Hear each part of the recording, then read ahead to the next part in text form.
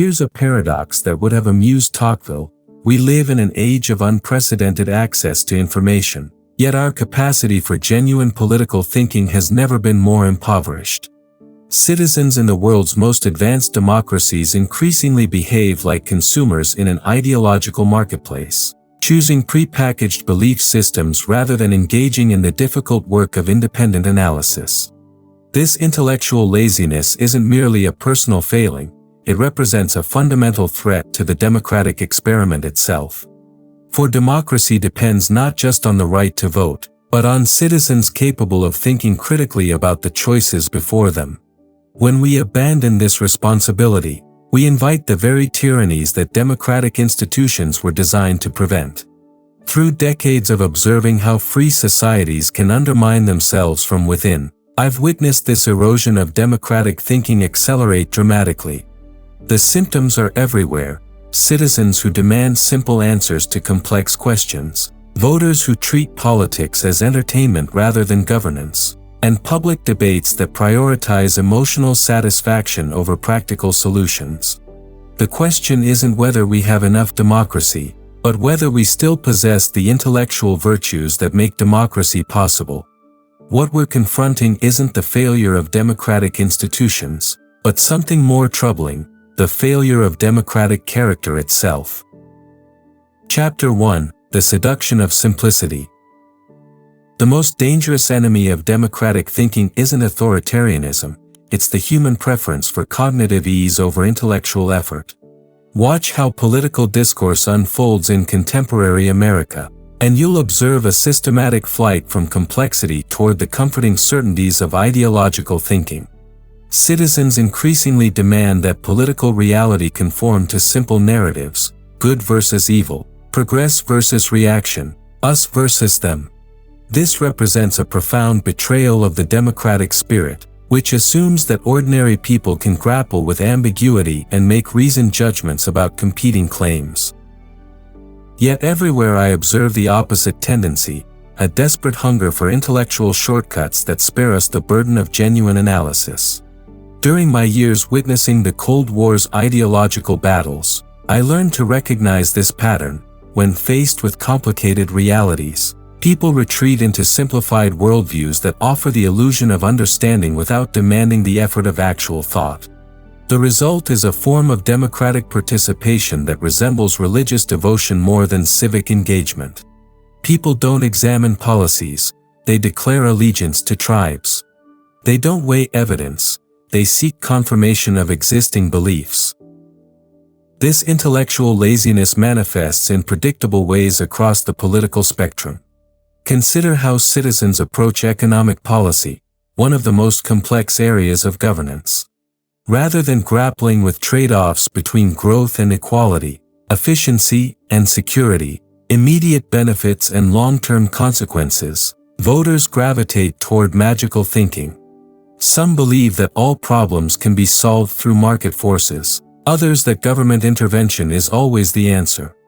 Both positions spare their adherents the difficult work of analyzing specific situations and designing nuanced solutions. The reduction of complex issues to bumper sticker slogans reflects this same pattern. Immigration becomes either open borders or closed hearts, healthcare either government takeover or marketplace freedom, foreign policy either America first or globalist surrender. These simplifications don't illuminate policy choices, they obscure them. They transform political questions that require careful analysis into identity markers that demand tribal loyalty. Perhaps most dangerously, this intellectual laziness leads to the treatment of political opponents as enemies rather than fellow citizens with different perspectives. When we abandon the effort to understand opposing viewpoints, we lose the capacity for the kind of reasoning that democracy requires. We cannot engage in productive debate because we never seriously consider alternative arguments. We cannot compromise because we view disagreement as evidence of moral failure rather than legitimate difference.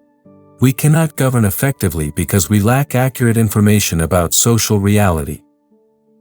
What we're witnessing isn't the failure of democratic institutions, but the failure of democratic character, the erosion of those intellectual virtues that enable citizens to think for themselves rather than simply echo the opinions of their chosen authorities.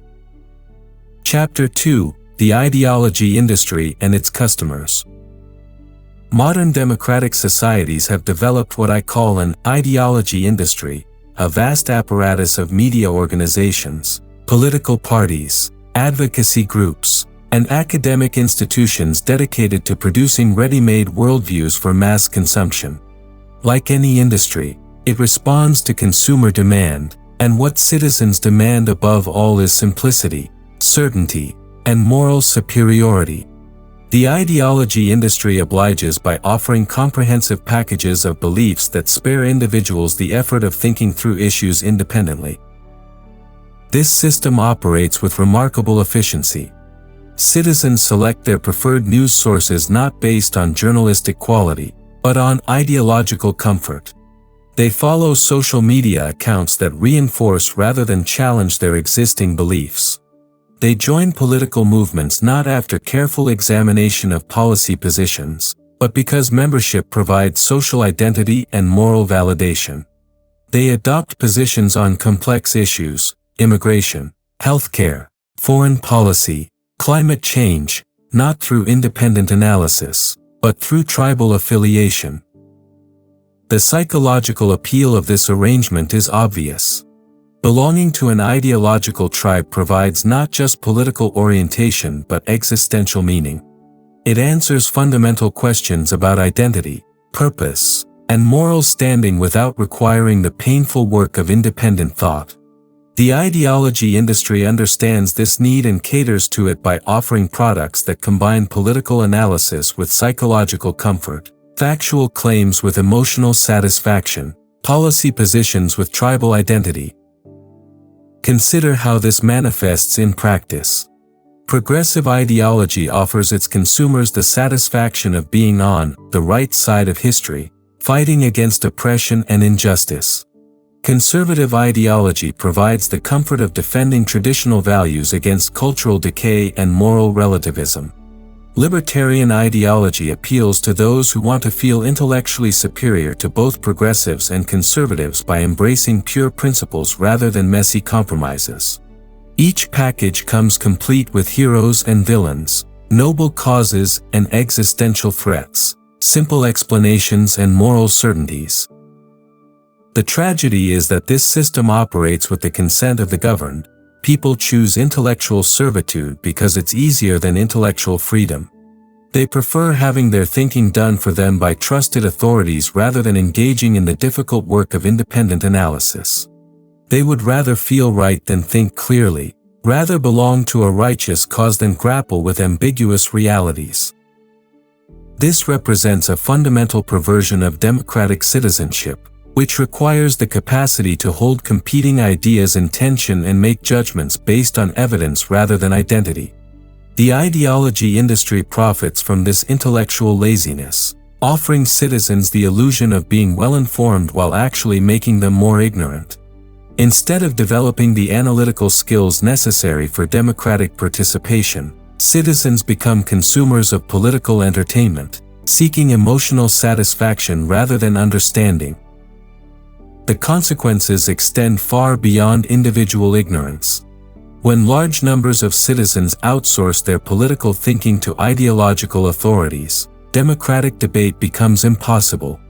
Instead of citizens reasoning together about shared problems, we get tribes shouting past each other, each convinced of their own righteousness and their opponent's evil. The result is not just polarization but the breakdown of the democratic process itself, the transformation of politics from a method for solving collective problems into a form of tribal warfare. Chapter 3: The Collapse of Civic Education.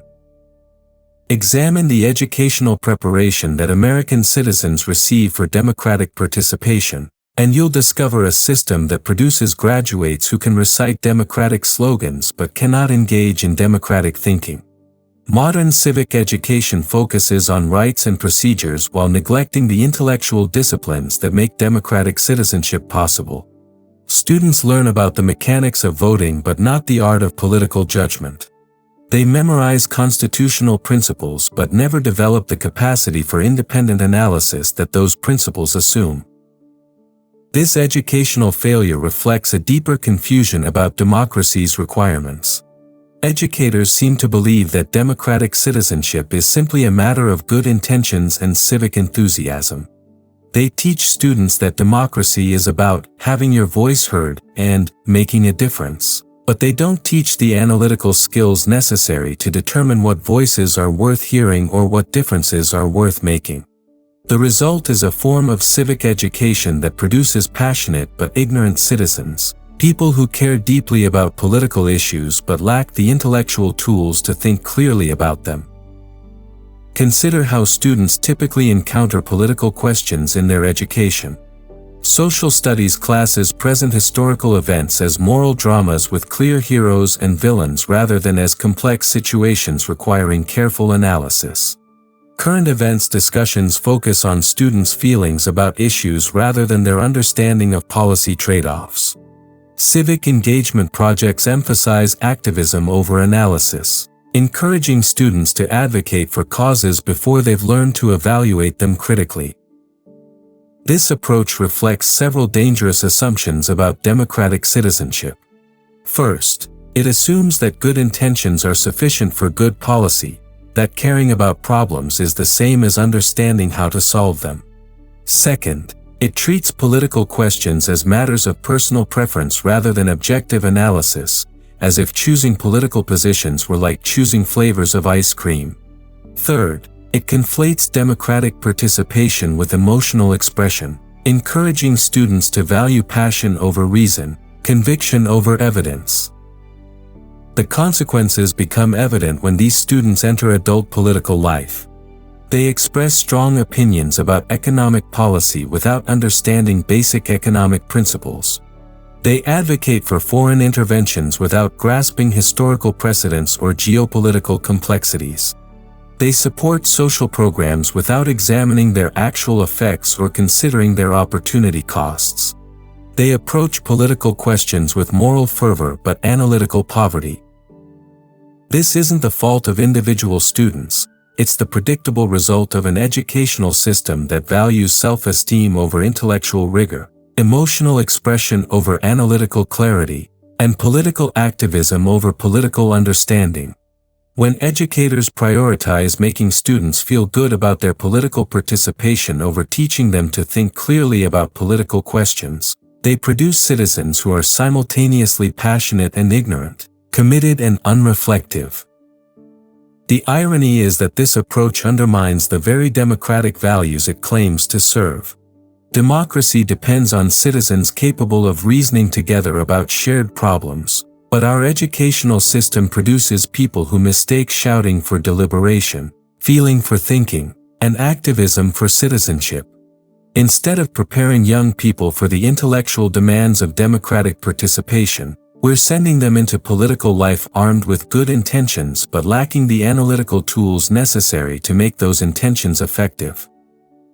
Democratic education should produce citizens capable of thinking independently about political questions, weighing competing arguments, recognizing complexity and ambiguity, and making reasoned judgments about collective problems.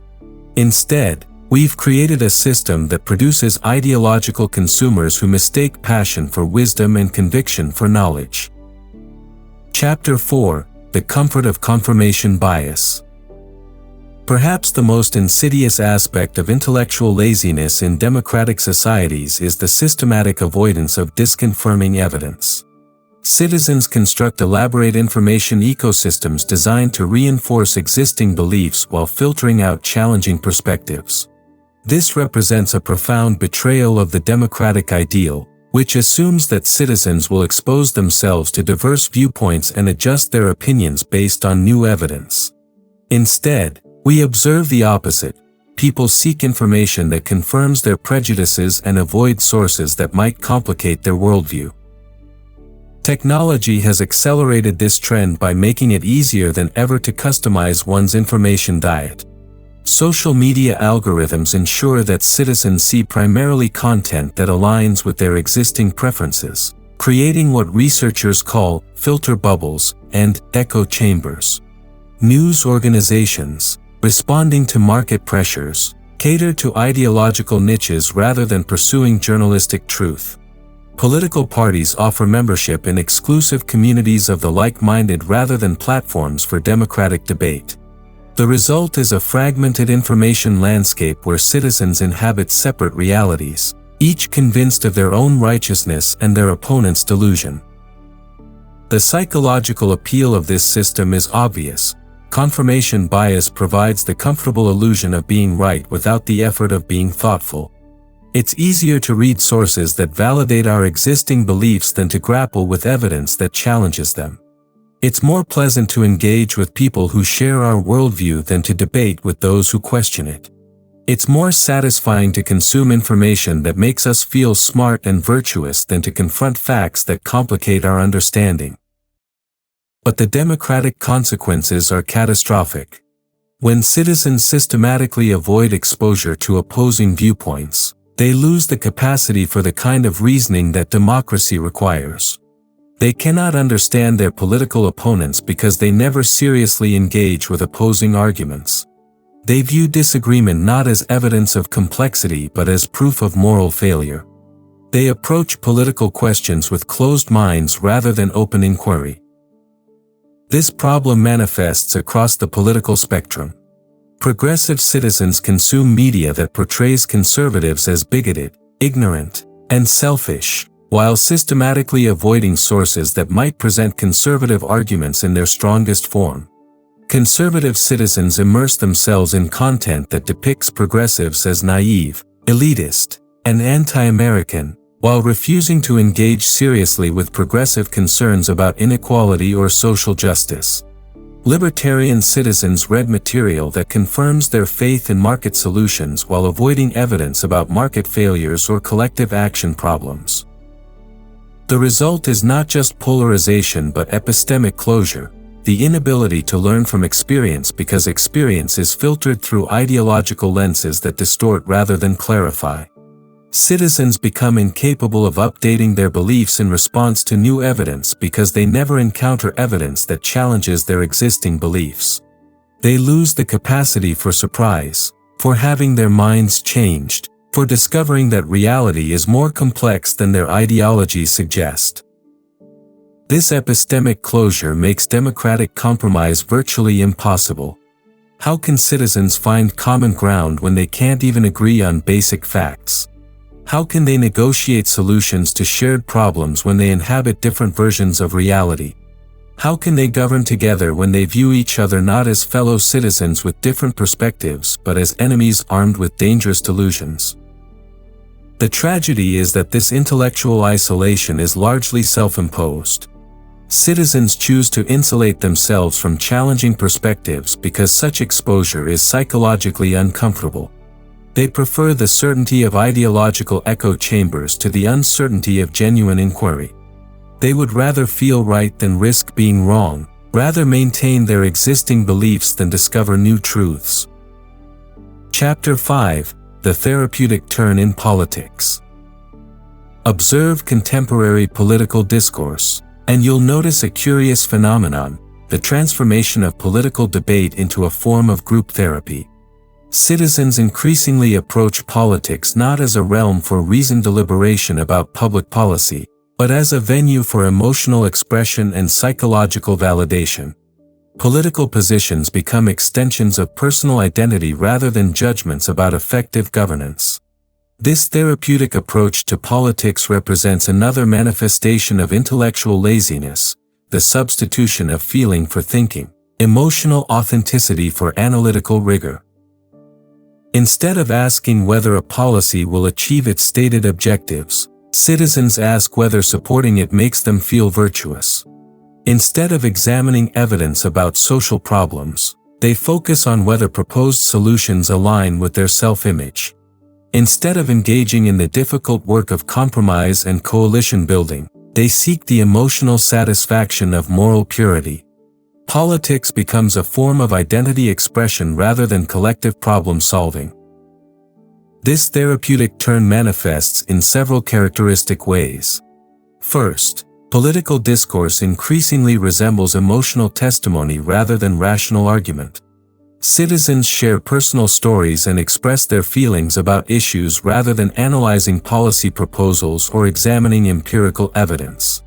Second, political participation becomes a form of self-actualization rather than civic duty.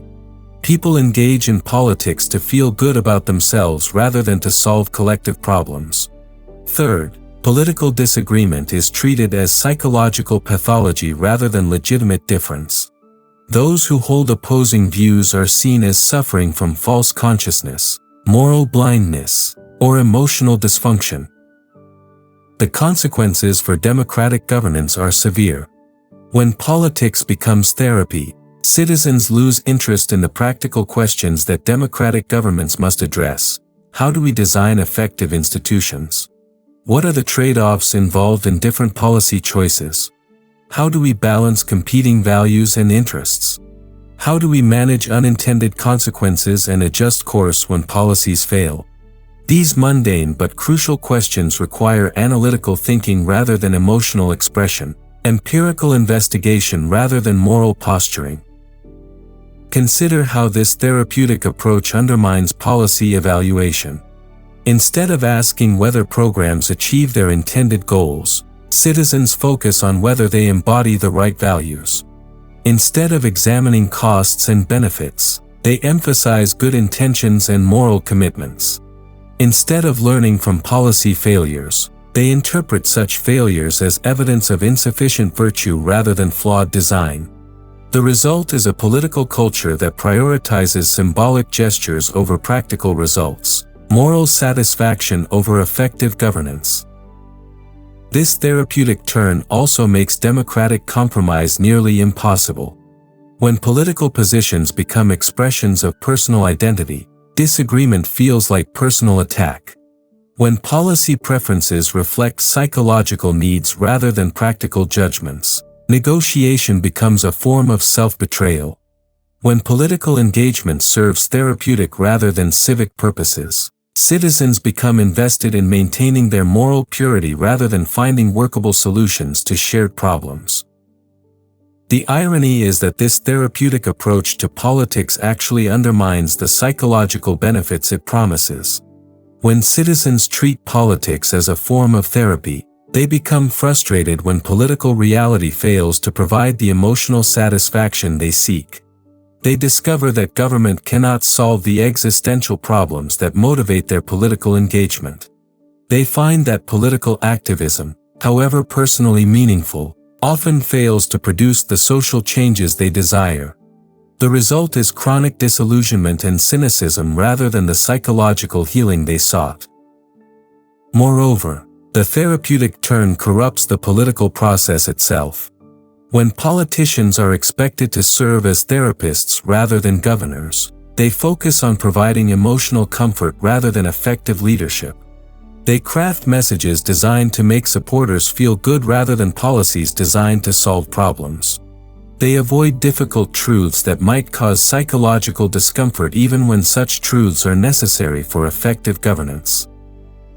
Chapter 6: Lessons from the European Experience. European democracies offer instructive examples of both the pathologies I've described and potential remedies. Consider the rise of populist movements across the continent, phenomena that reflect many of the same intellectual failures observable in American politics. Citizens who feel overwhelmed by the complexity of modern governance gravitate toward leaders who offer simple explanations and easy solutions. The appeal of populism isn't its policy content but its promise to restore cognitive simplicity to political life. In France, where I spent decades observing political culture, the intellectual tradition of Cartesian clarity once demanded that public arguments meet high standards of logical rigor. Politicians were expected to articulate coherent philosophies, not just appeal to emotions. Citizens valued intellectual sophistication and viewed political discourse as a form of rational inquiry rather than emotional expression. Yet even this tradition has eroded under the pressure of mass democracy and media commercialization. The Brexit referendum in Britain provides a particularly illuminating case study. Here was a decision of enormous complexity, involving trade relationships, regulatory frameworks, immigration policies, and constitutional arrangements, reduced to a simple binary choice. The campaign featured the same intellectual pathologies visible in American politics: the reduction of complex questions to emotional slogans, the substitution of tribal loyalty for analytical thinking, and the systematic avoidance of inconvenient evidence. The result was a democratic decision made by citizens who lacked the information necessary to understand its consequences. Yet Europe also demonstrates that democratic cultures can maintain higher standards of political discourse. In countries like Germany and Switzerland, political debates still reflect what I call analytical seriousness, the expectation that public arguments will be grounded in evidence and acknowledge complexity. Citizens in these societies haven't entirely abandoned the intellectual disciplines that democratic participation requires. The difference lies partly in educational traditions that emphasize critical thinking over ideological conformity, media systems that prioritize information over entertainment, and political cultures that reward thoughtfulness over charisma. Consider the German approach to economic policy during the 2008 financial crisis. Rather than seeking simple solutions or scapegoats, German policymakers engaged in careful analysis of the crisis's causes and systematic evaluation of potential responses. Public debate featured technical discussions of banking regulation, fiscal policy, and monetary coordination rather than emotional appeals to fear or anger. Citizens were treated as capable of understanding complex arguments rather than consumers seeking psychological comfort. Switzerland offers another instructive example. The country's system of direct democracy requires citizens to vote regularly on specific policy proposals rather than simply choosing among candidates. This institutional arrangement creates incentives for civic education and informed deliberation. Citizens must grapple with detailed policy questions rather than broad ideological positions. The result is a political culture that values expertise and careful analysis over emotional appeal and tribal loyalty. These societies haven't solved the problem of intellectual laziness, but they've created institutional structures that resist its worst manifestations. They maintain educational systems that teach analytical skills rather than just political enthusiasm. They preserve media institutions that serve civic rather than just commercial purposes. They reward politicians who offer sophisticated analysis rather than simple answers. The lesson for American democracy is clear: the decline of intellectual standards isn't inevitable. With conscious effort, democratic societies can cultivate the analytical habits that make self-governance possible. This requires recognizing that democracy isn't just a political system but a demanding way of life that depends on citizens capable of thinking independently about shared problems. The question is whether Americans still possess the civic courage necessary for this intellectual work, or whether they will continue to choose the comfortable illusions of ideological thinking over the demanding realities of democratic citizenship. Chapter 7: Reclaiming Intellectual Citizenship. The revival of democratic thinking requires what I call intellectual citizenship, the recognition that democratic participation involves obligations as well as rights, intellectual virtues as well as political freedoms. Citizens in a democracy aren't just voters, they're partners in a collective experiment in self-governance that demands the highest standards of thinking and judgment. This means accepting responsibility for one's own intellectual development rather than outsourcing political thinking to preferred authorities. Intellectual citizenship requires specific disciplines that democratic education should cultivate but rarely does. Citizens must learn to distinguish between empirical questions that can be settled by evidence and value questions that require moral reasoning. They must develop tolerance for ambiguity and uncertainty rather than demanding premature closure on complex issues. They must cultivate the capacity to hold competing perspectives in tension rather than rushing to ideological judgment. Most importantly, They must accept that good citizenship sometimes requires changing one's mind when presented with convincing evidence or arguments. These intellectual virtues don't come naturally, they must be deliberately cultivated through practice and reflection. This means seeking out challenging perspectives rather than comfortable confirmations, questioning one's own assumptions rather than only criticizing opponents, and focusing on practical consequences rather than symbolic gestures. It means treating political disagreement as an opportunity for learning rather than a threat to identity, approaching complex issues with humility rather than certainty, and prioritizing effective governance over emotional satisfaction. Consider what intellectual citizenship would mean in practice. When evaluating economic policies, citizens would examine empirical evidence about their effects rather than simply judging their ideological purity. When assessing foreign policy proposals, they would consider historical precedents and geopolitical complexities rather than just their moral appeal. When thinking about social issues, they would weigh competing values and acknowledge difficult trade-offs rather than seeking perfect solutions that serve all ends equally well. Intellectual citizenship also requires what I call methodological skepticism, the systematic questioning of one's own beliefs and the beliefs of one's preferred authorities. This doesn't mean falling into paralyzing relativism or cynical nihilism, but rather maintaining the kind of open-minded inquiry that allows for genuine learning and growth. Citizens practicing intellectual citizenship would regularly expose themselves to the strongest versions of opposing arguments, not to be convinced necessarily, but to ensure that their own positions can withstand serious challenge. This approach demands a different relationship with political leaders and institutions.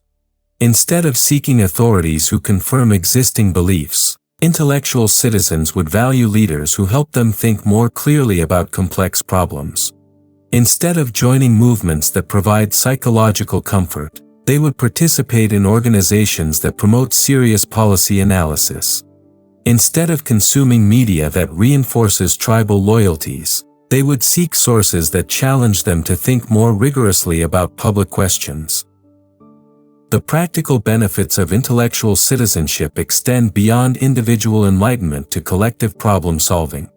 When citizens approach political questions with analytical rigor rather than ideological passion, they become capable of the kind of reasoning that democracy requires.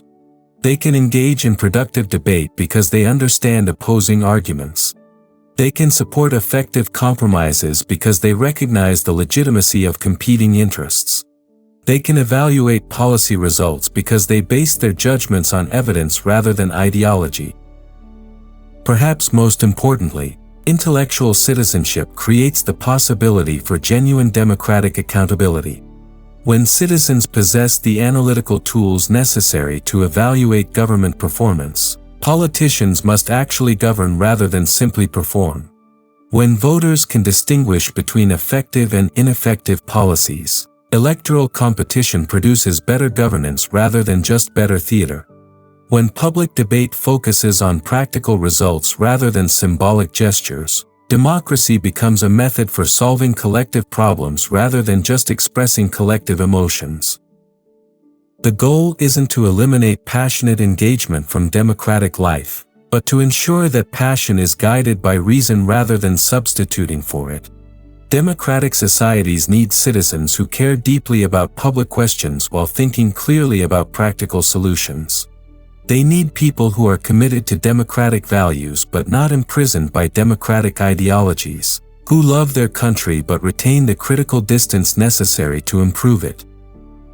This revival of intellectual citizenship cannot be imposed from above. It must emerge from the conscious choices of individual citizens who recognize their responsibilities as partners in democratic governance. Conclusion. The crisis of modern democracy isn't institutional but intellectual, not a failure of systems but a failure of citizens to maintain the thinking standards that democratic governance requires. When people abandon the demanding work of independent analysis in favor of ideological shortcuts, they undermine the very foundation upon which democratic institutions rest. The symptoms are unmistakable. political debates that generate heat without light, citizens who mistake passion for wisdom, and governance that prioritizes symbolic gestures over practical results. Yet this crisis also represents an opportunity. Unlike institutional reforms that require political consensus, intellectual renewal can begin with individual commitment to higher standards of thinking and judgment. Every citizen who chooses evidence over ideology, complexity over simplicity, and thoughtful engagement over tribal loyalty contributes to democracy's intellectual health. Every person who seeks out challenging perspectives, questions their own assumptions, and focuses on practical consequences rather than emotional satisfaction helps restore the civic culture that makes self-governance possible. The stakes could not be higher. Democracy is humanity's most ambitious political experiment, the attempt to govern complex societies through the collective wisdom of ordinary citizens.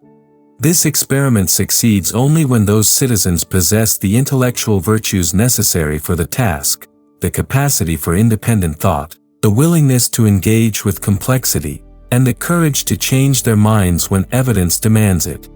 When citizens abandon these responsibilities in favor of ideological comfort, they invite the return of the very tyrannies that democratic institutions were designed to prevent. The question facing American democracy isn't whether our institutions are strong enough to survive current challenges, but whether our citizens possess the intellectual courage necessary to make those institutions work. This requires nothing less than a revival of the democratic spirit, the recognition that self-governance is humanity's greatest achievement and our most demanding responsibility.